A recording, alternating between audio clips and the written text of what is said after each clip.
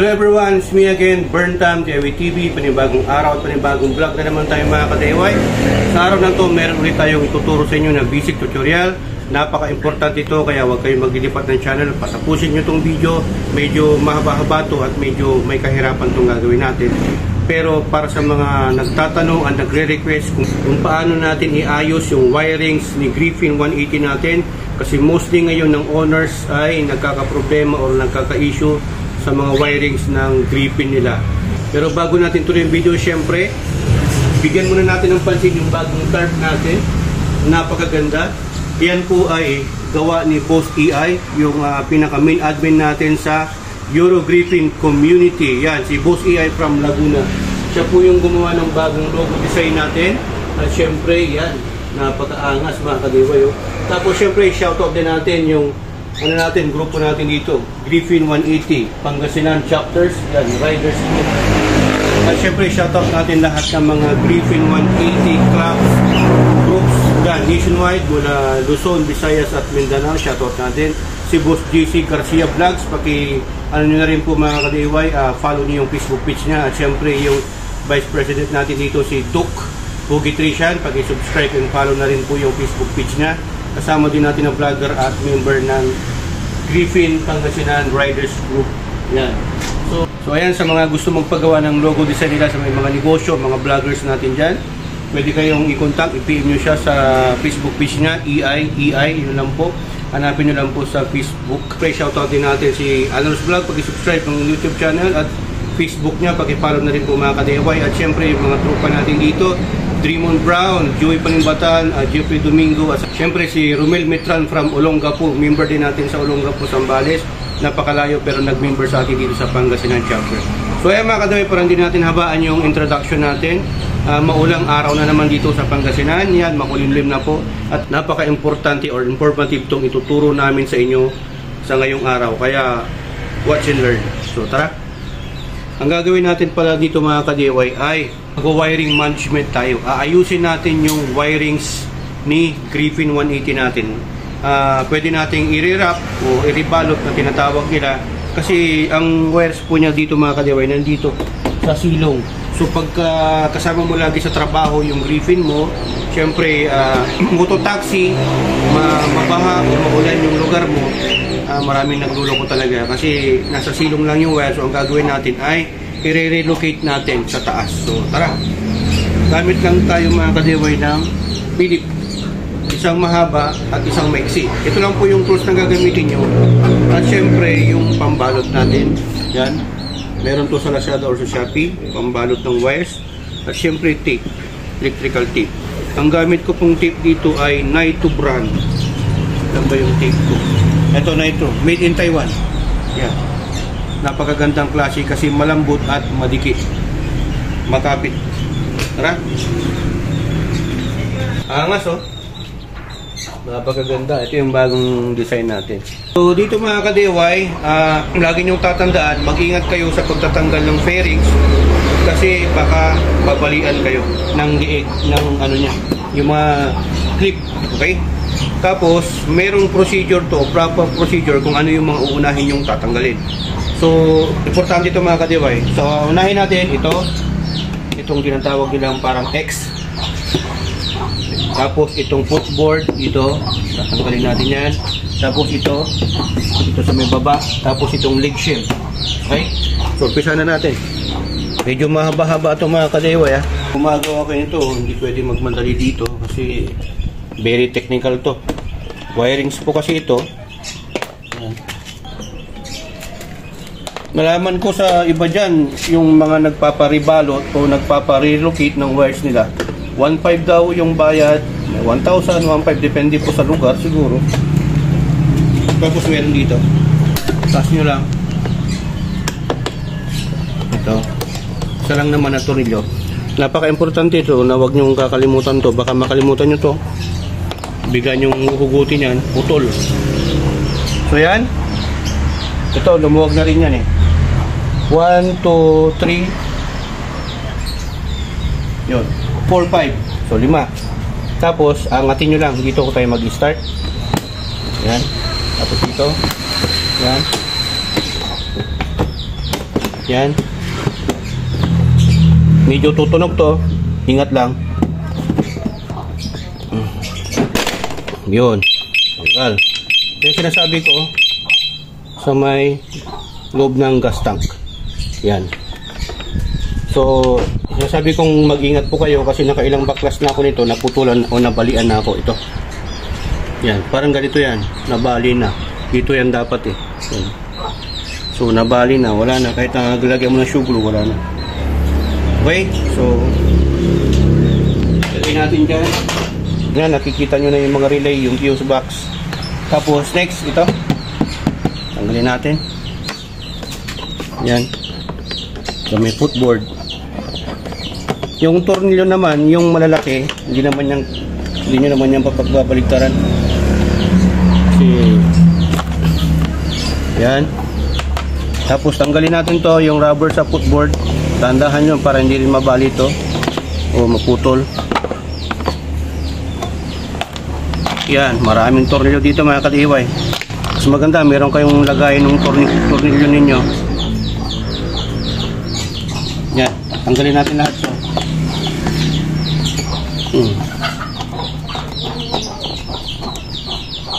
Lahat ng nakikita nyong tornilyo dito, kailangang tanggalin. So kahit hindi ko nabilangin yan.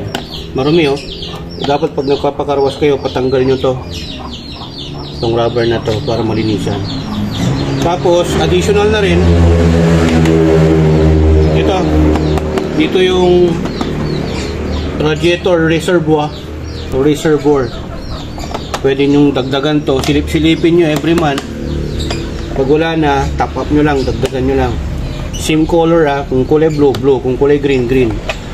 Ito, yan. Eh, makikita nyo naman mamaya, ito lang yung takip nya. Okay? So, tatanggalin din natin yan. Meron pang isa dito.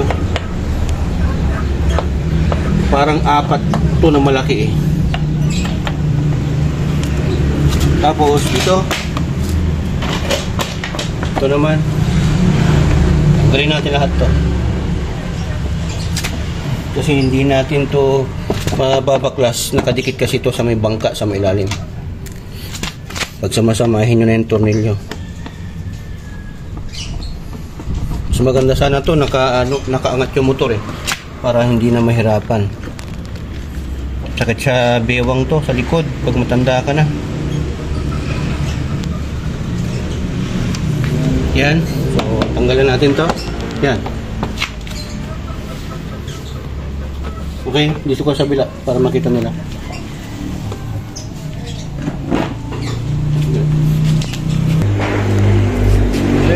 Lahat ng tornilyo dapat may lagayan kayo para hindi magsiwalaan kasi minsan pag ibabalik mo na sobra or kulang. So dapat may lagayan ka ng tornilyo. So yan mga ka-DIY, natanggalan natin sa labas, di ba? Pero huwag kayo kasi ito mayroon pa sa loob. Ito. Yan oh, yun. Ito. Meron pa siya dito. Kaya lang sa akin tinanggal ko na para hindi na mahirapang i-explain ito. Okay? So yan, pag natanggal nyo na yung mga tornilyo, tanggalin nyo lang ganyan. Pahila naman to, pahila. Ganyan. Tapos itaas, pataas para matanggal yung dito. Yan o, pakita mo. Yan. Dahan-dahan. Yun. Tapos ganyan. Tanggalin muna natin to. So pagkatanggalin natin ito mga ka-DIY, yan, ito pwede naman na tatanggalin lang natin to, hindi na natin ito sasama, kaya lang medyo may kahirapan, kaya baklasin na natin lahat yung buong leak shield. Wala na tayong babaklasin doon, dito lang sa right side lahat.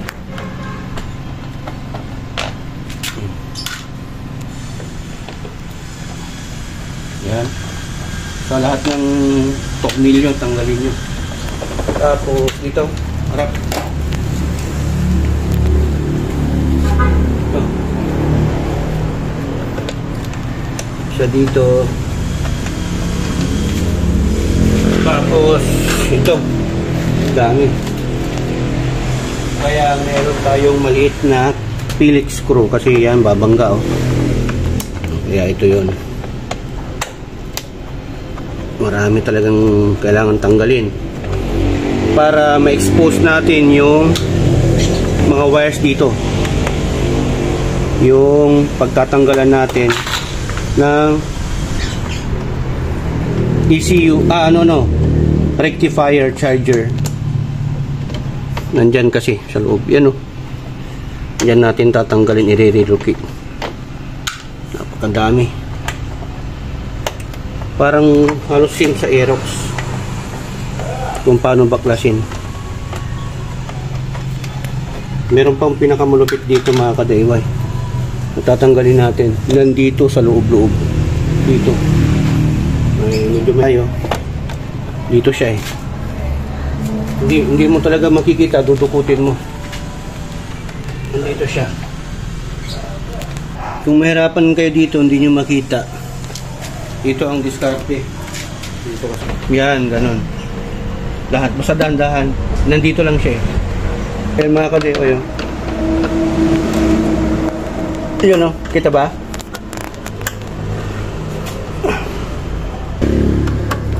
Dapat kasi wala na to, eh. Pwede nyo namang pag tinanggal nyo to, pwede nyo namang hindi nyo na ibalik. Para next na pagtanggal nyo, hindi na kayo mahirapan.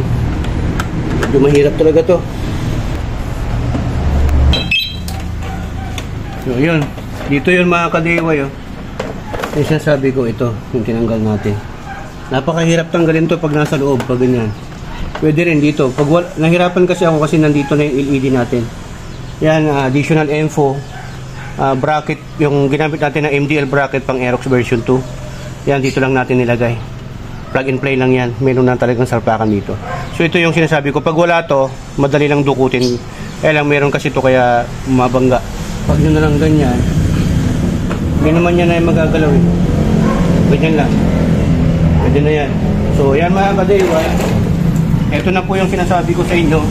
Nandito po yung wires na kailangan nating i-wrap o i-rebalot sa Tagalog, at sa English ang tawag dito ay wiring management. Ibig sabihin, iaayos natin, i-relocate natin yung wires kung saan nandito siya sa baba. Ito yung wires. So pagka lulusong ka sa baha, pag mabaha yung kunting ulan lang, baha na yung dadaanan mo, yan. Na-expose po siya sa baha, sa tubig. So hanggang dito yan, tapos magkakaroon na yan ng papasukan na ng tubig to. Pero nakita ko naman dito na quality na okay naman so far, okay naman yung balot nila, oh. Okay naman yung balot. So exposed lang talaga siya sa baha pagka nadaan ka. Tapos ito pala, may mga socket pala siya dito. Yan. Ito yung wire socket ng sensor nung side stand. Yun.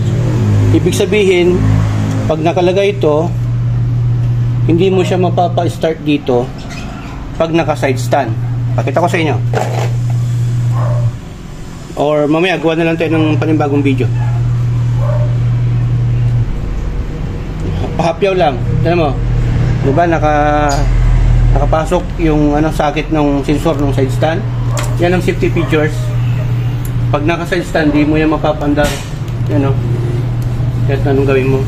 O, yan, di ba? Ayaw. Ngayon, pag tanggalin natin to, bypass natin. Tawag doon bypass. Tanggalin natin, try natin. Naka-switch na ignition, mapapandar na natin yan. Yan, o. Di ba? Patayin ko na para hindi mainit. Ganun yun. Ito, i-relocate din natin kasi marami ding nagre-request nito na kahit naman na nakataas na yung or nakaangat na yung side stand, hindi pa rin nila mapandar. So ito lang po yun. Kakaroon ng corrosion yung socket at naglulus. Parang ganyan, no? Corrosion yung mga ka-DIY. O yan, nagpuputi-puti. Yung tawag na umido. So tanggalin natin. Tapos ito pang isang problema dito. Andito yung mga socket. Yan, pag napasukan ng tubig yan, nabasa. Yan, dumi, putik, oh. Oh, diba? So tatanggalin natin to. Tanggalin natin. I-relocate na natin. Marami tayong tatanggalin dito. So ang paglalagyan natin siguro nito dito na. Iangat natin. Tapos ito pa relay, oh. Problema to. Napaka-importante nitong relay na to. Kasi pag ito nagkaroon ng umido, nagka-corrosion, hindi na rin aandar yan. Relay ito ng ano starter. Ground pa dapat iangat yan, marami pa naman butas. Pwede na pati ito sakit yata ng oxygen sensor to. Yan oxygen sensor, sakit nya, harness nya, iangat natin, lagay natin dito. Fuel pump, sakit yung sensor nya, dumi na rin yung sinasabi ko, nag build up na rin siya ng dumi. So ito, baklasin nyo lang to, pwede nyong carwash to, hugasan nyo, basta takpan nyo. Ito yung rectifier, sa mga nagtatanong, rectifier charger, ang brand nya ay Liwa. Okay, so hindi ito yung computer box, kasi yung computer box nasa front. Rectifier po yan. Ito yung nag-charge ng battery natin, okay, para mapa-under mo siya at maano mo yung kasi ito silent starter na siya So ito yung mga kadiway, gaya sinasabi ko kanina, ito yung water radiator tank reservoir. So yan, check nyo lang, may label naman yan, certain label nandito sa baba. So mamaya pakita natin. So ayan ang dami ng information yan, overloaded na kayo.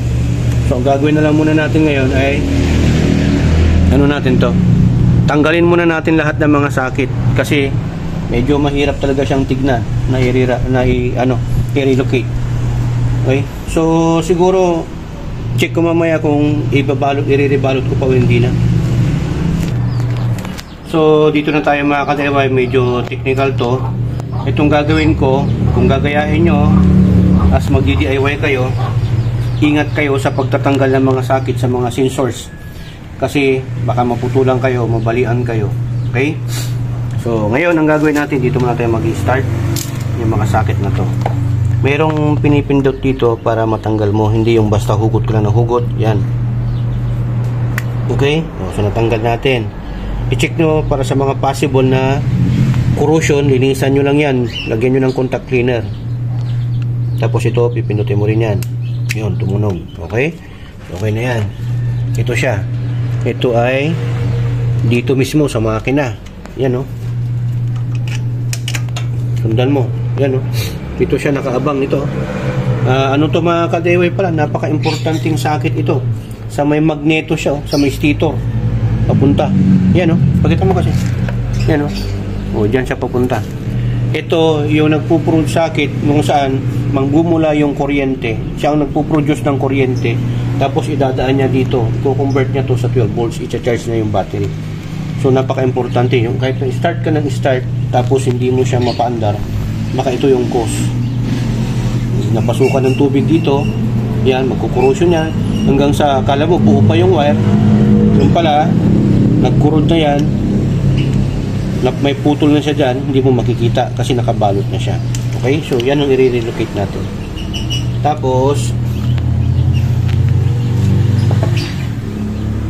ito mga sensor ng yung oxygen sensor natin.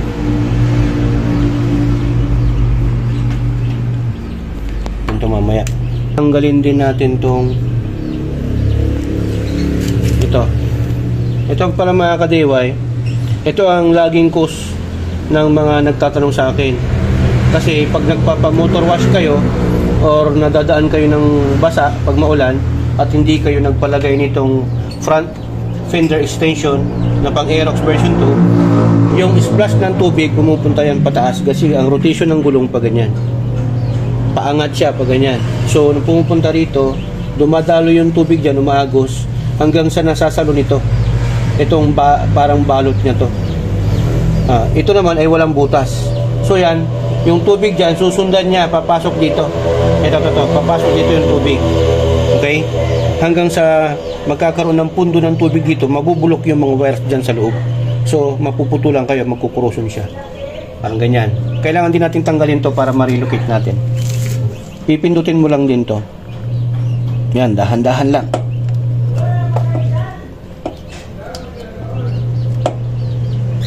Bon. So ito tatlo. Okay? Yan. Yung sabi ko sa inyo, may basa-basa, tubig. No, di ba? Yung ibang tubig niyan, nandito na yan sa loob. Yan, no? Papasok siya dyan. Okay? So, napansin ko naman, okay naman yung balot ng wire, makapal naman yung plastic na ginamit. Yan, no? Pundo ng tubig, oh. So, nandito yung tubig. So, ang gagawin mo, pagka nagkaroon ng ganito, tapos i-start mo siya, magkakaroon ng ground, short circuit. So, magiging ano yan, grounded na yan. So, masisira na yan. Dadalo yung ano dyan, pwedeng ito ang masira, ang rectifier, o yung mismong stator. Diba? So, ito, papatuloy natin mamaya. Tsaka, ang remedyo dyan, mga ka-DIY, butasan nyo to. Yan, no? Butasan nyo to. Kasi mali eh. Tama na tinakpan nila to para hindi mabasa yung dito. Yung pin. Yung mga pin niya dyan. Terminal pin. Kaya lang, yung tubig dadaloy dyan, sasaluhin nito. Dapat ito binutasan nila. Mali eh. Butasan natin to. Wala namang problema to. Okay? Yan. Dapat yan bubutasan. Para magkakaroon siya ng lagusan.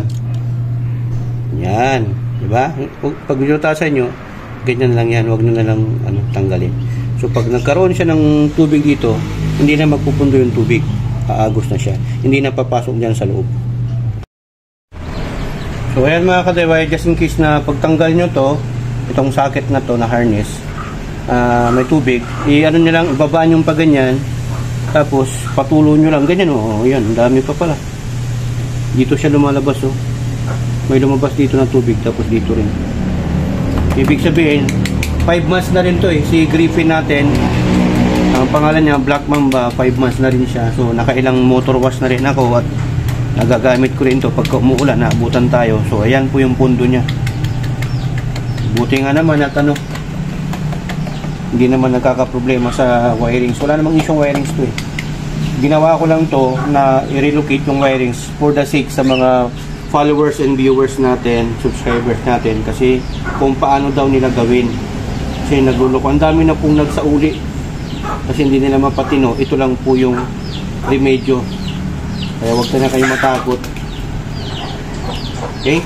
So yan, pag nailabas natin yan, dito na natin siya huhugutin. Yan. Dahan lang para hindi kayo mapatilan. Yan. Ito. Kita mo. Yan. Kasya naman. So yan. Ayan na siya oh. Ngayon, from dito sa ibaba, ang gagawin natin, dito na natin siya ilalagay. Yan. I-kibble tayo natin dito. So pag nandyan na siya, hindi na siya abutin ng baha kahit nailusong nyo sa baha. So yan, ganyan na. Okay? So itong isa naman, tatanggalin din natin. Kaya lang ito, pag tatanggalin natin dito, mas madali na lang sana, babaklasin natin dito. Marami tayong babaklasin socket dito. Okay? Pero dito, pwede naman natin na dito na tayo magbaklas. Tanggalin natin yung mga socket ng mga sensors katulad ng ito, ECT, tapos IET, map sensor, TPS, nandun lahat. Tanggalin natin yun para hindi na tayo magtanggal dito sa taas. Tara! Sundan lang natin mga ka-DIY. Ito yung wire. Next na tatanggalin natin. Itong malaki na to. Ito, hindi na natin tatanggalin dito. Maya-maya na lang yan. Dito na lang muna sa mga socket niya. So ito, ito yung ECT, engine coolant temperature sensor. Ingatan nyo to. Masilan to. Ito yung nagsisense kung masyado na mainit yung makina or yung coolant. Yan, pindutin nyo lang na maigit to. Ito, pinipindot to. Ito to. Yan, itong lock. Oh, so natanggal na natin.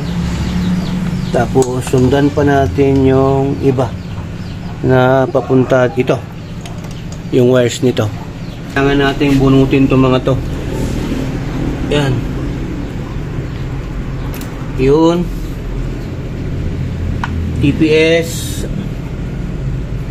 map sensor, manifold absolute barometer sensor, pressure sensor. Ito pa. Isa. Dami. So yan, huhugutin natin yan papunta doon. Tapos ibabalik din natin mamaya. Dami mga ka-DIY. Matrabaho po talaga itong pagre-relocate na to.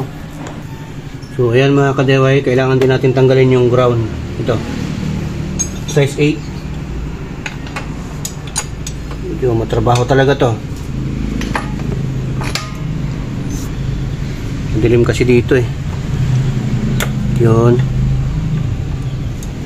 Babalik din natin to uli mamaya. Tatanggalin na natin kasi i-relocate natin. Yan. Hilain na lang natin yan doon. So ito pala mga ka-DIY, kailangan natin tanggalin tong clamp na dalawa. Kasi hindi natin mailabas yung mga sakit. Kasi hindi natin mapadaan. Ito lang yung pinaka best way para maidaan natin yung sakit. So luwagan lang naman natin to. At pagka ibabalik nyo ito mamaya, make sure na talagang mahigpit at tama yung fittings. Kasi hindi nyo rin mapapaandar ng maayos yung motor ninyo pagka maluwag to, kasi magkakaroon ng air leak. So pag naluwagan nyo na, ikot-ikot lang. Yun. So yan. So, yung clamp, may divider yan. So ganyan yung style nya. Hindi natin gagalawin yan, lagay natin dito para hindi tayo magkamali. So yun, nakaangat na. Pwede na nating ipalabas yung wire doon. Mga ka-DIY, mahal po yan. Ito yung injector saan nagbubuga ng gasolina. So ito yung socket nya. Tatanggalin din natin to. Alam mo to, yung parang alambre nito. Tulak mo lang yan, push mo para maangat mo to.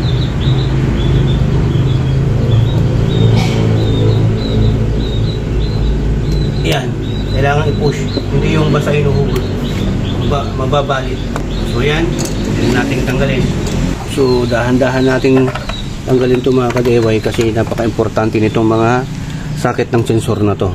Kasi once lang na may ano dyan, nagalaw yung pin nya, yung terminal pin, hindi na yan gagana. So ito yung sinasabi ko sa inyo na kailangan mong i-push para mag-open tong lock. Yan. Okay? So, tatanggalin din natin to. At ito, terminal ng battery, positive, negative at yung OBD. Sa pagtatanggal ng battery, ang unahin natin tanggalin ay positive.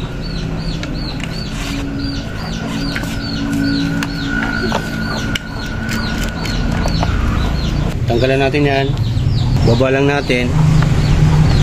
Tapos itong OBD port natin, yan, yung ground na sunod.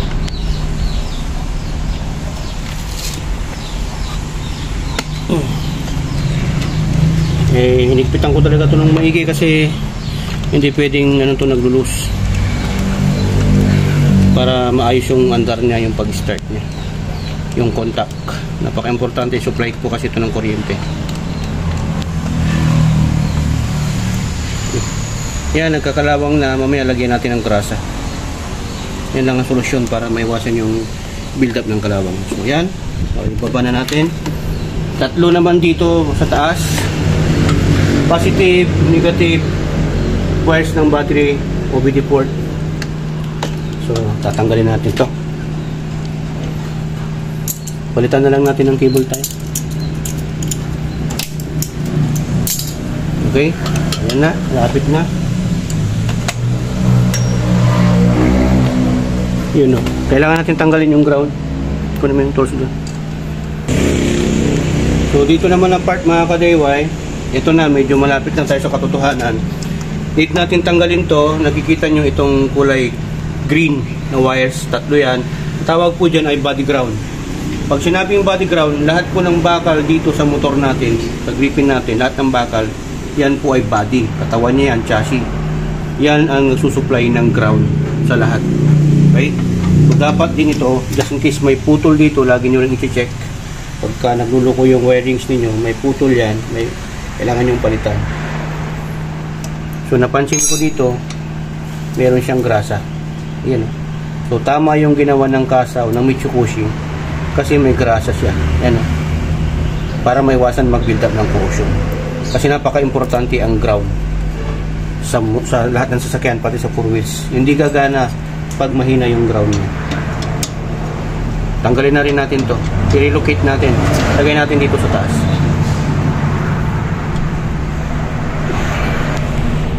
Hanapan na lang natin to ng nut. Kasi ito may thread na siya eh. Ito walang thread dito. So pwede naman natin lagayan, pero lagyan na natin ang nut para hindi na siya mababasa kung aabot. Pero kung hindi siya abot, dyan na lang. Mataas na rin naman yan. So ngayon natanggalan natin. Meron pa palang isang ground dito. Ito. Kailangan din natin tanggalin yan. Kasama pala to. Tapos meron pa tayong tatanggalin dito, itong wire na to. Naman na dito kayo magtanggal, disclaim ko lang po pwede naman dito na part, or pwede naman dito sa may ibabaw. Diyan kayo magtatanggal ng mga sakit. Discarte nyo na lang. Try natin lahat ng procedure. Sige. Kung alin yung mas pakita na natin lahat. For the 6 yung inyong mga ka-DIY para hindi kayo mahirapan. Kasi pwede naman sa harap, sabihin naman ng iba, bakit sa likod pa ang daming babaklasin. Tingnan na lang natin. Diba? Yan. Nandito yung ECU. Yan, ECU. Yan. So, susundan lang natin yung wire doon. Pupunta sa taas. Gawin nyo, hawakan nyo to. Hawakan nyo yung wire. Hawakan nyo. Tapos, igalaw-galaw nyo. Ayun. Pag ginalaw-galaw nyo, sundan nyo lang. So, ito, tatanggalin natin yung mga sakit dito. Ayan. Ito yung nilagay ko na relay ng MDL natin. So, yan. Kasi, tinan mo, gagalaw ko ulit. So, matatamaan yan. Lahat ng sakit pala dito. Tatanggalin natin. Diyan, 1, 2, 3. Dami. Tapos dito pa sa taas, may goodness. Mas mahirap dito mga ka-DIY. So ayan mga ka-DIY, tinry din natin to na tanggalin yung tornilyo 1, 2, 3 dito. So para masundan natin to, kasi binakras natin dito sa may baba, hindi natin makita. So hindi na natin pilitin, kaya nag-check tayo ng ibang paraan. So nakita natin nandito yung sakit niya. Kailangan na natin matanggal to na maayos. Ayan o. Yun. Angat lang natin to. Yan. Tapos makita na natin. Yan yung sakit. Dito. Kailangan natin matanggal to. So, para matanggal natin yan, ito. Mahiwaga talaga to. Daming kailangan baklasin. Ayan.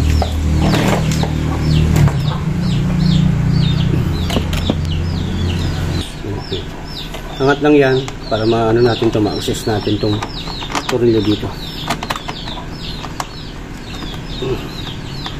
Kaya hindi natin magbaklas ng lahat. No need. So ayan, para makita lang natin to. Ayan o.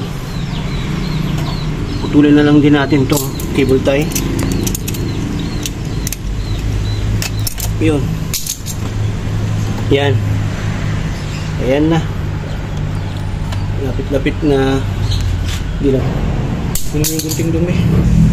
So medyo nahirapan tayo, kaya tanggalin na lang natin to na buo mga ka-DIY. Medyo first time kong tanggalin to, hindi to na part. Medyo ano pa ako, nahihiwagaan pa ako.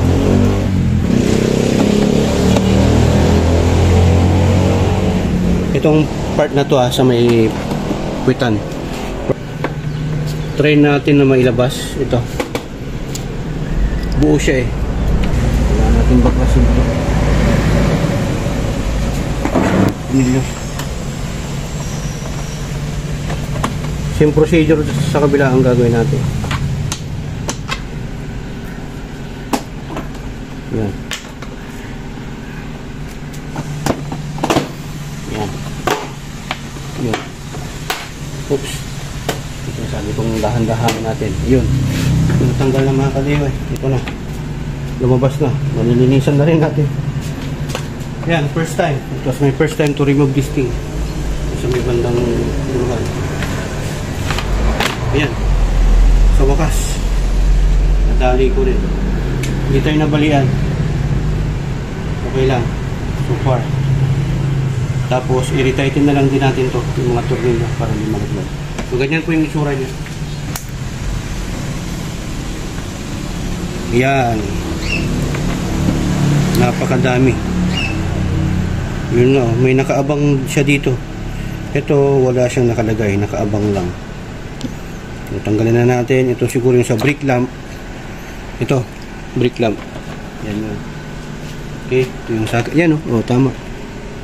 Tapos, flasher. Hindi naman kayo magkakamali dyan kasi may color coding naman yan. Kung brown, brown, ganun. Kadiway, baka mabalian kayo ng wire. Hindi kayo magkakamali. May color code siya. Positive. So yun. Sa wakas. So mas mabilis dito sa likod kayo mag-relocate o magbaklas-baklas na mga socket harness kaysa dito sa harapan. Kasi dito sa harapan medyo stiff. Tapos dito sa harap, tapos dito pa. Tatanggalin mo pa. Dami. So mas mabilis dito. Para sa akin. Okay? So ayan, ipilit na lang natin dito na ipadaan. Pwede naman. Kahit nandito na natin tanggalin yung rubber. Isa-isahin lang natin. Basta kumasya. Yun. Yung awang dito. Tapos itong isa ulit.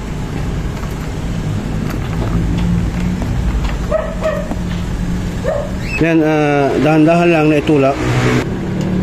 Tulak mo lang to, itong compartment, tapos ibaba.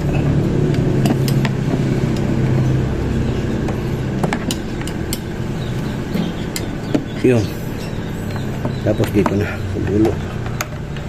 Maharang kasi itong ano itong kable. Medyo nakaharang lang talaga itong kable nung yung sa compartment. Yun. Galing din natin ito mga kadiway. Relay ng third. Dito natin siya ilalabas.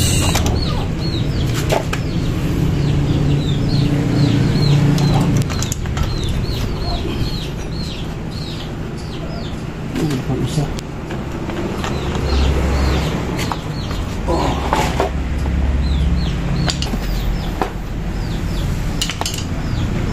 Yan. Sa wakas, ibaba natin. May ground pa dito na isa. Kalagay sa makina. Engine ground to. So, kailangan din natin tanggalin. Yan. Huwag kayong hugot ng hugot. Make sure na lahat ng mga socket, mga wires matanggal muna bago hugutin. Hindi baka hila kayo ng hila, maputulang kayo. Wala na. Yun. Medyo matagal-tagal tong video na papanorin yung mga kadiway. Detalyado kasi. Okay, tapos yan. Iangat nyo lang to para hindi kayo mahirapan. Ito pa, tanggalin natin to.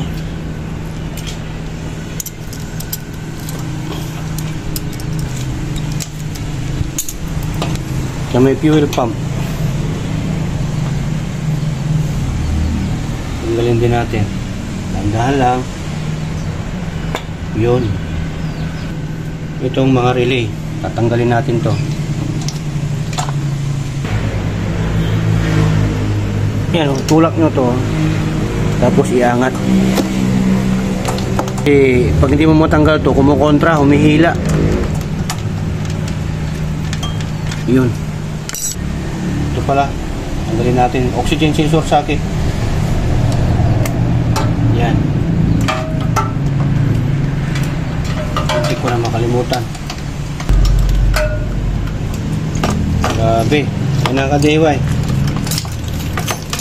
Yun. Sa wakas, tanggal natin. O, diba? So, ito yung i-rebalot natin. Kasi ang gusto kong ang tawag na, para sa akin, ang i-rebalot, tatanggalin ko to lahat ng tape para makita natin. Ayan, may tubig, oh. nag-ipon siya ng tubig. So tatanggalin na lang natin to, putik. Tapos i-rebalot natin para mapalabas natin yung tubig. Yan lang, baka may warranty pa to 5 months kasi.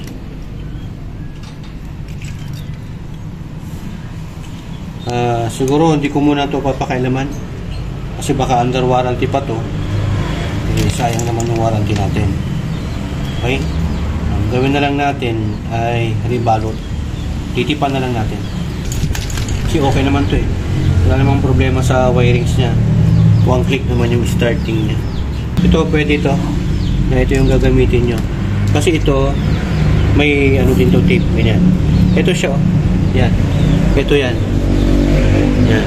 Parang ano yung texture nya parang tila ng damit. Yung ganyan. Ganyan na style nya. Tapos aside from that babalutin mo rin ng electrical tape. Pero sa atin, hindi na natin to gagamitin.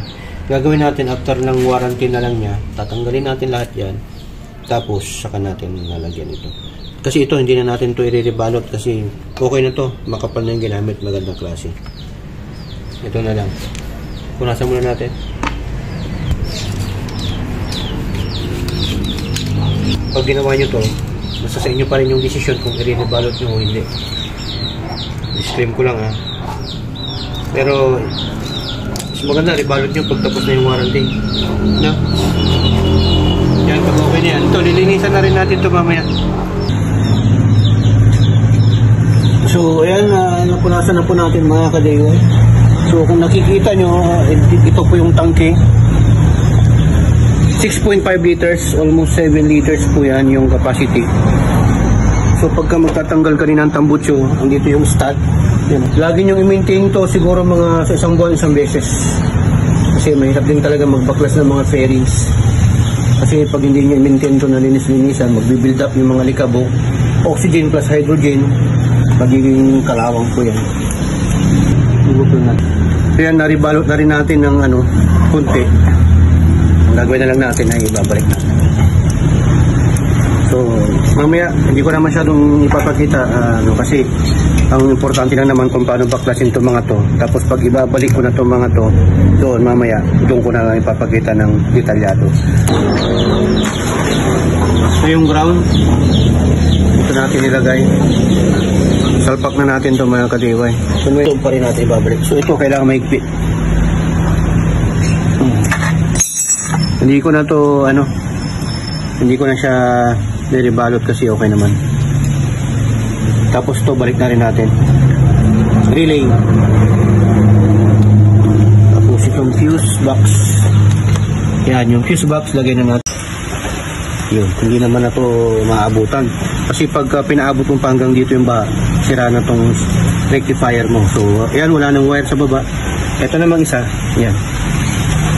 Ito yung socket para sa CPK. Pero dito mga ka-DIY, ang pinaka-importante kasi makina to, yan, ayusin natin na hindi siya sumasayad dito sa makina. So ito, i-cable tie din natin dito. Yan dyan, para hindi sumasagi sa makina kasi masusunog yung wire. Okay? Tapos yan, lalagyan natin. Yun. Ganyan lang yan. Tapos ito. Ganyan. O, diba? So, may tendency talaga na magpupundo ng tubig kasi agos yung tubig dyan pagka nag-i-splash, maulan at minuturwas mo. Kaya kailangan butasan. So, yan. May gagawin pa rin tayo dyan mamaya. So, ganyan yung isura niyan. Cable tie natin dito. O, yan. Nakaangat na. Diba? Ito naman, balik natin. PCT. Engine coolant temperature sensor. Ito lang yan. Pag tumunog, okay na. Tapos ito yung ground kanina. Balik lang natin doon. Okay na lang yan. So, nasa taas na siya. Wala na sa baba. Pero nasa sa inyo pa rin yan. Pwede namang sa baba o sa taas pa rin. Okay? Tinanggal natin itong manifold para iayos natin to. So hindi na natin isiniksik dito para mas masinog. Dito na lang sa taas. Inangat. Yan. Okay. So, mamaya ko na lang ibalik yun. Dito muna tayo magpo-focus. Ito, yan natin. Fuse.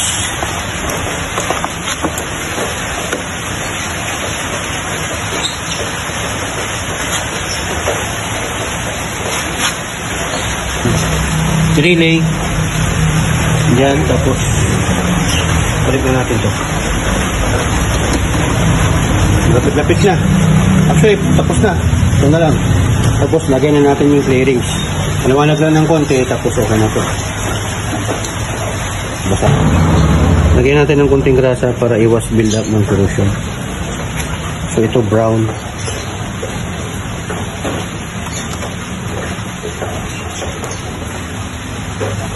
Yun. Okay na. Tapos, yung green. Green na single. Ito yung socket. Yan. Simple lang naman yan. Tapos, ito yung green.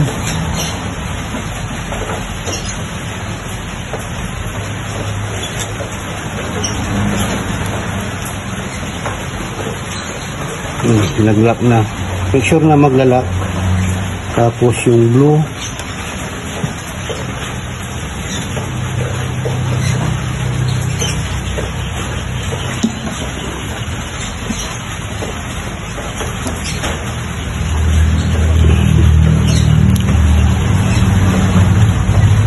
Tapos yung green ulit. Ayan yung dalawang green magkasama.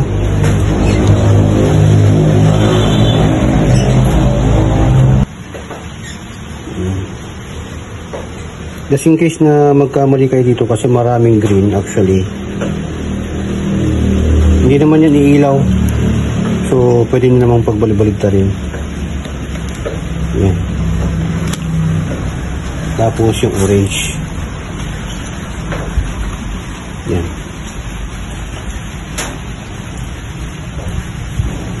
Nilagyan ko na ng ano para iwas build up, tapos maganda ang connection nito yung supply. Hindi yan mag-short circuit. Yan, lagay na rin natin to yung terminal positive at ground para matry natin yung ilaw.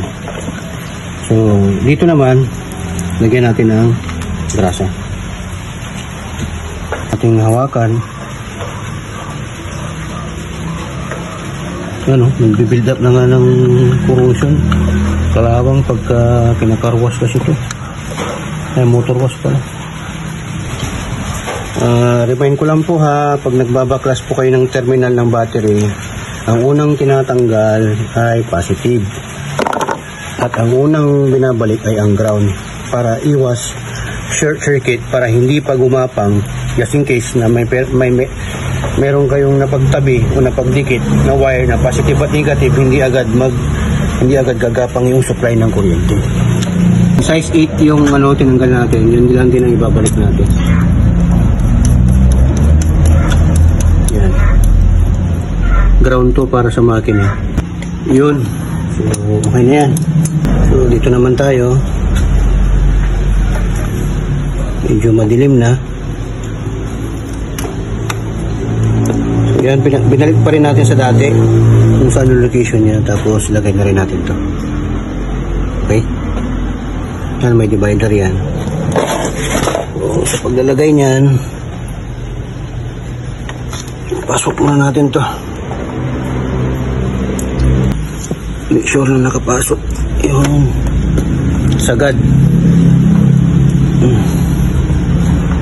Yan, tapos angat natin to. Yan. Sakit ng map sensor. Manifold absolute barometer pressure. Sakit ng TPS.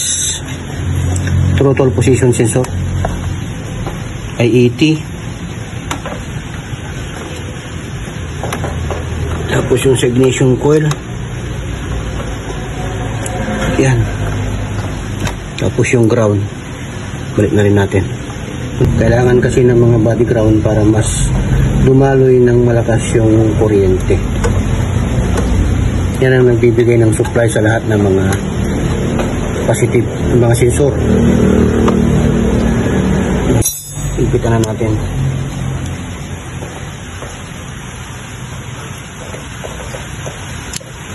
Make sure na maigpit to. Kasi lagi kong sinasabi sa mga vlog ko, ito ang isang issue kung bakit hindi umaandar na maayos. Pumupugak-pugak kasi mayroong air leak. Ito kasi dumadaan yung hangin para magkaroon ng tamang combustion, air and fuel mixture. Dito papasok yung hangin dyan, binabasa nito mga sensor. Computerized kasi ito. May mali ka lang dito na hindi na ilagay ng tama, magluloko na kasi naka-program to.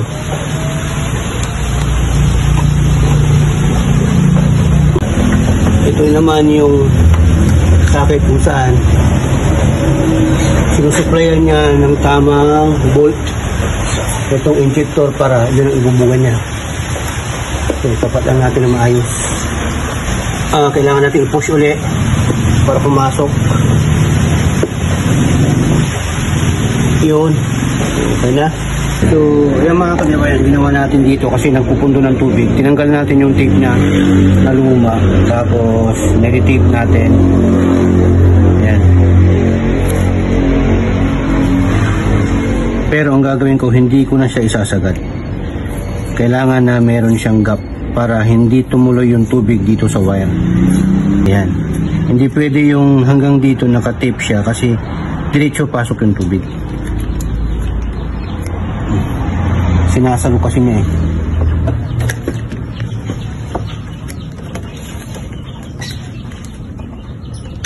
Yan. Okay. Yan, para hindi lang naman mabasa ito eh. Kaya may ganyan. Dublihin na lang din natin ng tape ito mamaya kasi masyadong maluwag oh. Tapos pag dumating na yung order natin na shrinkable tube, vlog natin ulit para makita niya. Yan, so malapit-lapit na tayong matatapos mga ka-DIY. Medyo i-relocate natin ng maayos.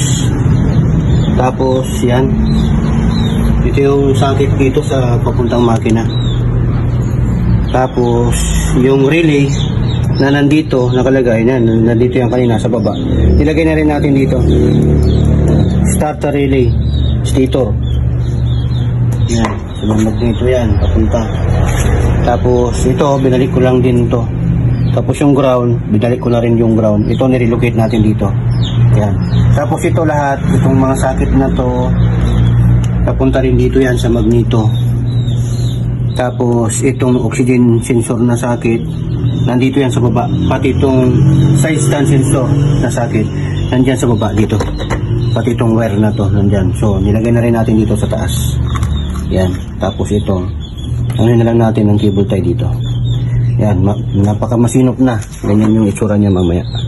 Tapos ito, yan ang ginawa ko para pag sakaling maano yung magpa motor wash or mabasa ng ulan, dito papasok yung tubig, dadaloy dyan, susundan niya, hindi na magpupundo dito kasi dito lalabas na yung tubig. Okay, so, babalutin natin ito mamaya. Tapos ito, yan, binalik na rin natin kasi tinanggal natin dito yung sakit, makikita nyo naman sa video. Tapos ito kinable tie ko na kasi nasira na yung rubber nya, yan dito. Okay, tapos saan pa ba, ano pa bang ano natin, tapos yung mga ground, tapos yung doon binalik ko na rin yung mga sensor doon sa manifold. Tapos itong ECT okay na rin. Tapos ito takpan na rin natin, balik ko na rin yung ayos. Ito talagang nakaabang to, wala yan. Bago natin fix lahat, pandarin muna natin kung tama yung pinagawa natin. Final bago natin fix, bago natin balik ng settings. So yan, lagi ano natin yung ignition.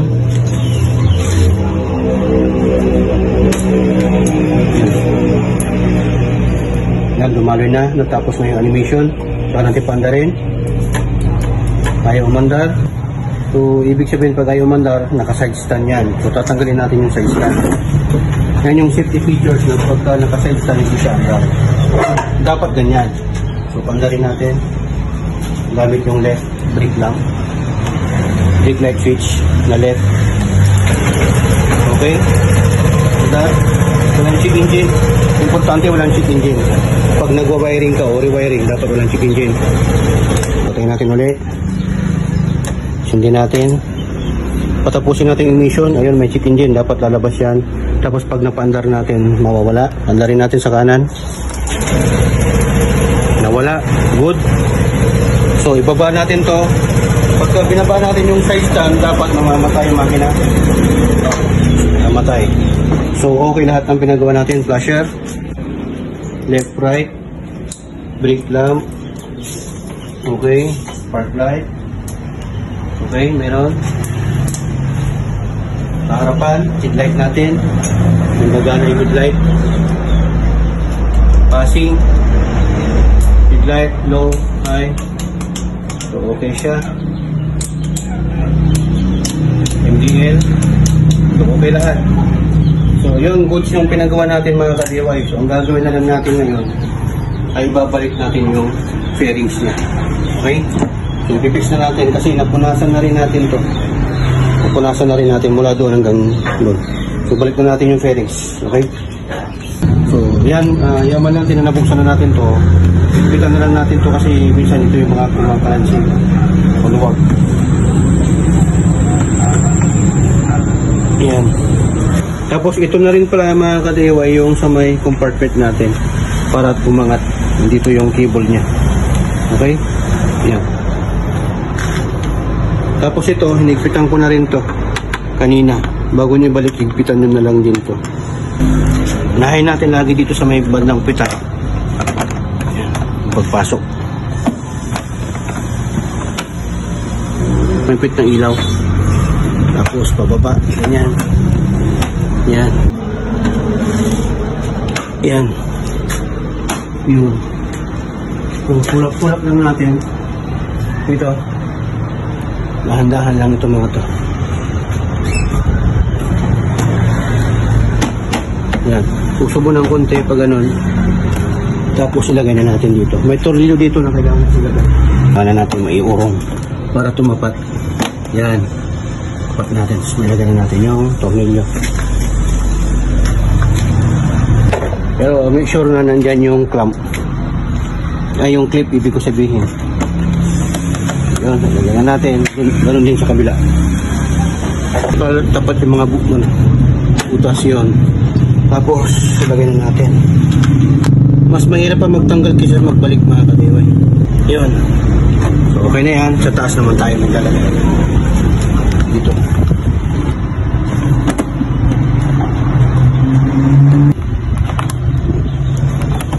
Make sure na pag nilalagay yung screw, dapat may clip.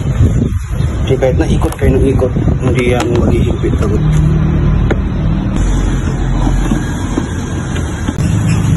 So, ayun mga ka-DIY, ito ang proper procedure. Ito munang ilalagay natin yung leg shield, tapos yung footboard, tapos yung dito, yung X-bearings dito sa may side. Okay? So, ito muna. Para makita natin kung babangga itong mga wires para ayusin natin.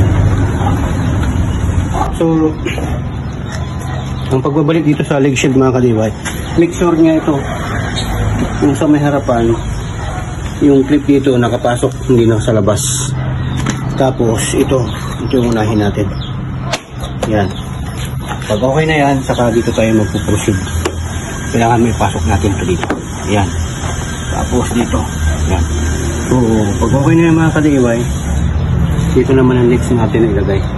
Yung tornilyo muna bago dito. Okay. Para hindi na gumalaw-galaw to. Yan yung sa MDL natin. Pasok lang natin dyan mamaya yan. Walang problema dyan. Yan o. Ganyan. Tapos ito naman. Ito. Taas. Yung lapit na tayo matapos. Mga ka-DIY.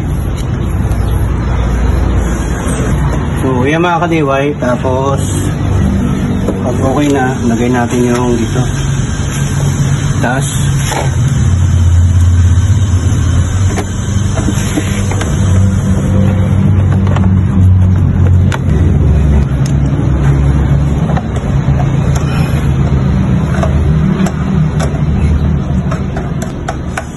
Yung wire na pinagawa natin, walang problema. Sakto, ganda. Hindi naman siya naipit. Okay lang naman. Tapos ito, make sure na nandito yung dalawang clip. Clip dito. Yan. Ito naman, para dito yan. Yan ang parang hirap natin ilagay ito kasi nakatago mga ka-DIY. Yan.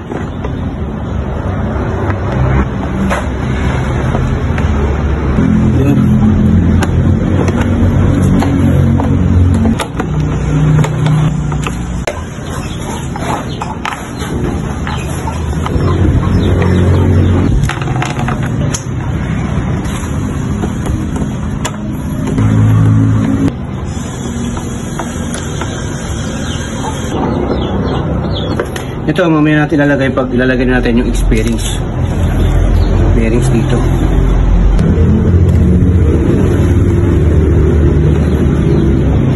Lapit na tayo.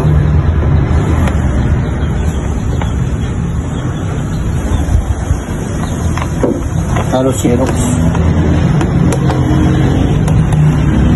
Maalog-alog yung nagbabibrate, may naririnig kang para mga bakal na tumutunog. Ito yung mga tornilyo na mahigpitan. Yan, yan. Yung rubber. Tapos lagay natin ito. Tapat-tapat nyo lang itong mga nasa butas.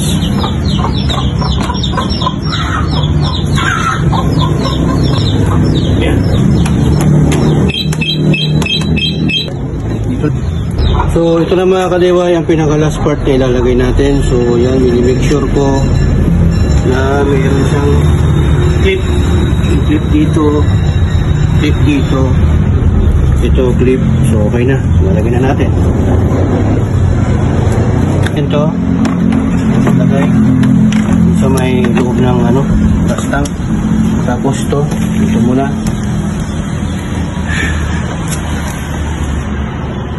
Dito lagi. Yan. Tumunog na. Tapos dito. Sa dulo. So, pakita mo. Ito yung mga kailangan ipapakita. Kasi kailangan na mailagay muna itong mga ito bago higpitan. Yun. Diba? Mas mahirap pa magbaklas kaysa sa magbalik. Saglit lang yung pinagbalik natin. Medyo nalito lang tayo kanina doon sa may procedure kung ano yung unahin natin. Ito na. Yan. Baba. Yun. Yan dito. Lagyan natin. Tapos ito. Mga ka-DIY. Yan. Yan. So, okay na. Sarado natin ito. Tapos, ito. Ito lang. Lagay na rin natin. Saglit lang naman ito. May separate vlog tayo dito na gagawin. Pero sa ngayon, hindi muna kasi masyado na tayong magagabihan na tayo. So, abang-abangan nyo na lang dito kung paano tayo mag-relocate ng wires para hindi rin masisira yung speed sensor, yung connector ng speed sensor natin. Kasi marami rin nakakaproblema, hindi gumagana yung speed sensor kasi may nababasa. Yung dalawang tornilyo dito, wala namang problema, dalawang tornilyo lang yan. Binaklas lang natin ito mga ka-DIY para makita natin kung saan yung mas madali. So mas madali doon, kaya yun ang tinaglan natin. Yung iba dito sila nagre-relocate trabaho. So okay na doon, at least nakita natin yung kabuuan ng likod. So pre-testing natin. Yan. Anong mandar? Yun, may check engine. Pagpanda rin natin, dapat mawawala yung check engine. Yung one click. Nawala rin yung check engine. Yan.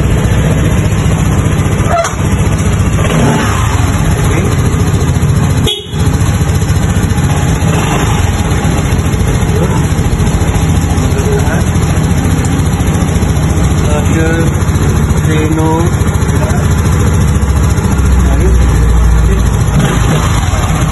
So, yan.